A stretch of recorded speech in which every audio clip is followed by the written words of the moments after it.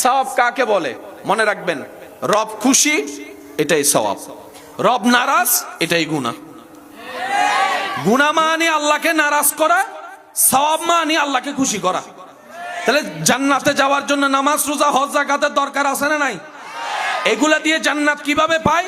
বান্দা যখন করে, রব যদি খুশি হয়, খুশি হলেই জান্নাত। তাহলে রব্বুল আলামিন কারো এক কাজে খুশি হয়?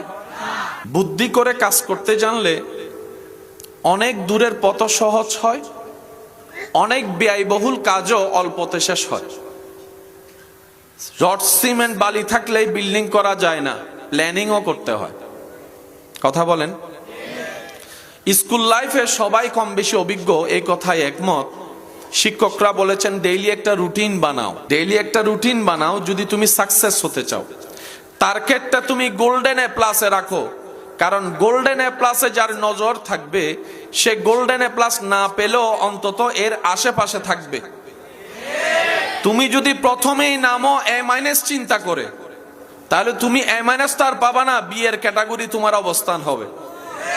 চিন্তা বড় করো, স্বপ্ন বড় করো, মন বড় করো, উদার করো, নিজের জায়গা থেকে চেষ্টা করো। নবীর প্রেম অন্তরে রেখে বর্ষাটা রবের উপর রাখিও, যিনি কুন বললে ফায়াকুন হয়ে যায়। বলেন সুবহান। মুসলমানদের সবচেয়ে বড় একটা মহাশক্তি হচ্ছে আমাদের একজন রব আছে, যিনি হ বললে হয়ে যায়। আজকে 17তম অঙ্ক সংখ্যাটা দেখাটা যতটুক সহজ, ওই একের ঘর থেকে 17 পর্যন্ত আসার রাস্তাটা কিন্তু এত সহজ ছিল না। হাজার বদনামের শিকার হতে হয়েছে, হাজার বদনামের শিকার হতে হয়েছে, বাঁধার শিকার হয়েছে, অনেকে ঠেলাঠেলিও করছে, গুতাগুতিও করছে। তারা তাদের জায়গায়, এইটা এটার জায়গায়।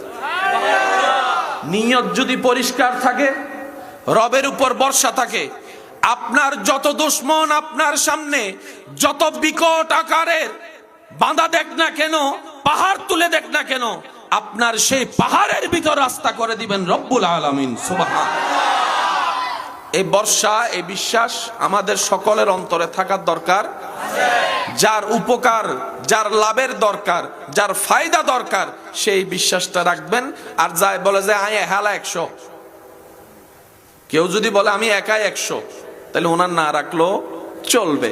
কিন্তু আমরা তো মুসলমান, আমাদের সবকিছু হচ্ছে আল্লাহ কেন্দ্রিক, নবী কেন্দ্রিক।